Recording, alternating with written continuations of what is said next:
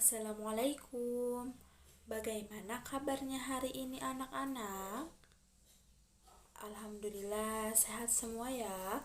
Sudah siap belajar hari ini? Bagus. Sebelum masuk ke materi, ibu mau tanya, rukun iman yang kelima itu apa ya? Ada yang tahu? Nah, betul sekali. Rukun iman yang kelima yaitu iman kepada hari akhir.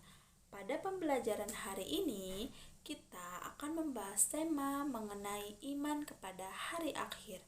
Adapun tujuan pada pembelajaran hari ini diantaranya dapat mengenal hari akhir, dapat mengenal nama-nama hari akhir, dapat mengenal tanda-tanda hari akhir. Rukun iman yang kelima adalah percaya akan terjadinya hari akhir atau kiamat. Hari itu adalah hari yang dijanjikan oleh Allah Subhanahu wa Ta'ala. Hari itu pasti akan datang, tetapi tidak ada orang yang tahu kapan datangnya, termasuk malaikat dan rasulnya, kecuali hanya Allah Subhanahu wa Ta'ala. Hal tersebut bagian dari rahasia Allah. Apa sih hari kiamat itu? Hari kiamat adalah suatu peristiwa ketika seluruh alam semesta mengalami kehancuran total dan seluruh makhluk binasa kecuali yang telah dikehendaki oleh Allah. Hari akhir terjadi pada saat ditiupnya sangkakala yang pertama oleh malaikat Israfil. Pada hari itu, dunia beserta seluruh isinya hancur. Masing-masing planet sudah tidak berjalan sesuai rotasinya, sehingga terjadi tabrakan antar planet. Semua makhluk hidup pada hari itu akan binasa, termasuk manusia. Hari akhir yang akan terjadi telah digambarkan oleh Allah Subhanahu wa Ta'ala dalam Al-Qur'an surat Al-Qari'ah ayat 1-11. Selain itu, Allah juga menjelaskan pada surat At-Takwir ayat 1-6. Pada ayat tersebut, Allah berfirman, matahari digulung, gunung-gunung dihancurkan, unta-unta bunting tidak ada yang mempedulikan, dan binatang-binatang berjatuhan. Itulah gambaran kehancuran yang pasti akan terjadi saat datangnya hari kiamat. Hari akhir merupakan hal yang gaib, artinya tidak dapat dirasakan oleh indera dan tidak dapat ditalar oleh akal.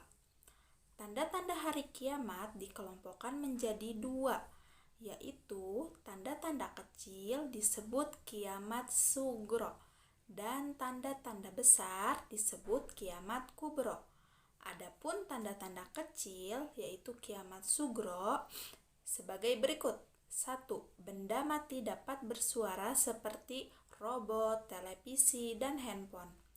2. Ilmu agama dicabut, ditandai dengan meninggalnya para ulama dan tidak ada penggantinya.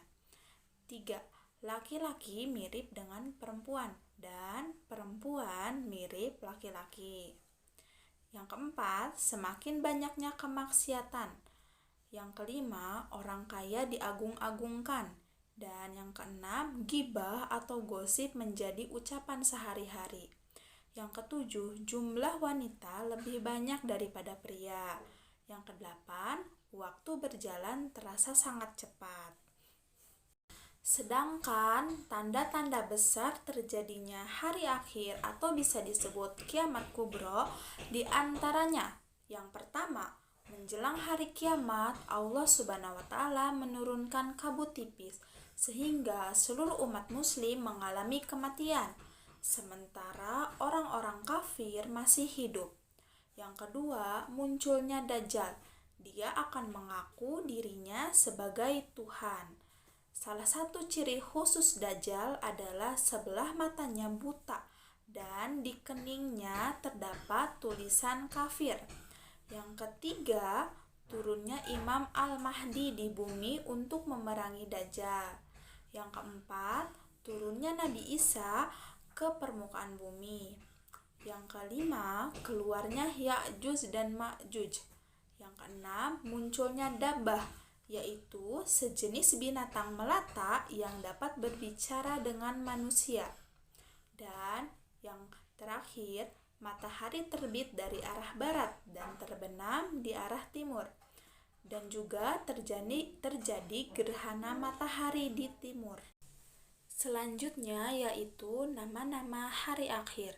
Yang pertama, Yaumul Qiyamah, yaitu hari dihancurkannya bumi dan seluruh isinya, sebagaimana telah dijelaskan di dalam Al-Quran surat Al-Qari'ah. Hari kiamat merupakan hari paling akhir dari kehidupan alam semesta. Yang kedua yaitu Yaumul Zalzalah, yaitu hari kegoncangan atau keruntuhan. Kiamat disebut dengan Yaumul Zalzalah karena ketika kiamat terjadi, bumi mengalami guncangan dahsyat, gunung-gunung hancur dan berterbangan, dan manusia mengalami kebingungan seperti anai-anai yang berhamburan. Yang ketiga yaitu Yaumul Ba'ats, yaitu hari dibangkitkannya manusia dari kubur. Setelah semua makhluk di seluruh alam semesta mati, Allah Subhanahu wa Ta'ala mengutus malaikat Israfil untuk meniup sangkakala kembali. Maka bangkitlah semua yang mati, termasuk mereka yang telah sekian lama meninggal dunia sejak pertama kali di dunia ini diciptakan oleh Allah. Yang keempat yaitu Yaumul Mahsyar, yaitu hari dikumpulkannya manusia di padang mahsyar. Semua manusia mulai dari Nabi Adam sampai umat terakhir akan berkumpul di tempat tersebut dengan keadaan yang berbeda-beda. Kondisi manusia disesuaikan dengan amal perbuatannya di dunia. Jika amalnya baik, maka akan baik bentuknya. Sebaliknya, jika amalnya buruk, akan buruk pula keadaannya. Yang kelima yaitu Yaumul Hisab, yaitu hari perhitungan seluruh amal perbuatan manusia di dunia. Pada Yaumul Hisab, setiap manusia akan menerima buku catatan tentang amal baik dan amal buruk yang pernah dilakukan selama di dunia. Yang keenam yaitu Yaumul Mizan, yaitu hari pertimbangan amal. Allah Subhanahu wa Ta'ala akan menimbang seluruh amal baik dan amal buruk manusia.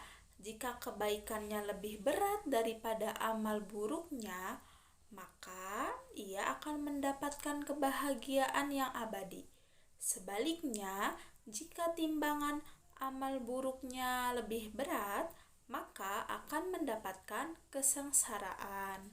Yang ketujuh yaitu Yaumul Jaza, yaitu hari pembalasan amal baik dan amal buruk. Pada hari itu segala amal perbuatan baik dan buruk yang dilakukan manusia ketika di dunia akan dibalas oleh Allah Subhanahu wa Ta'ala meskipun seberat zarah. Apa sih zarah itu? Zarah itu benda yang paling kecil. Yang kedelapan yaitu Yaumul Wa'id, yaitu hari terlaksananya ancaman. Allah Subhanahu wa Ta'ala tidak akan pernah mengingkari janjinya. Segala peringatan dan ancaman yang telah disebutkan di dalam Al-Quran pada hari itu semuanya akan terbukti. Dan yang terakhir yaitu Yaumul Hasr, yaitu hari penyesalan. Paham?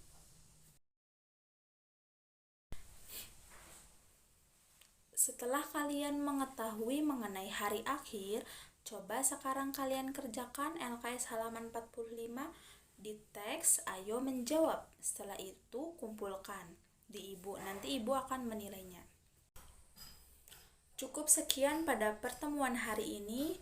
Alhamdulillah, setelah mempelajari rukun iman yang kelima, semoga kita dapat memperkuat keyakinan bahwa Allah Subhanahu wa Ta'ala Maha Kuasa dan selalu beribadah kepada Allah selalu minta ampunan kepada Allah, dapat memanfaatkan hidup di dunia ini untuk senantiasa berbuat baik dan menghindari perbuatan tercela, dapat mengingatkan kita bahwa tujuan hidup yang sebenarnya bukan di dunia, tetapi kehidupan di akhirat.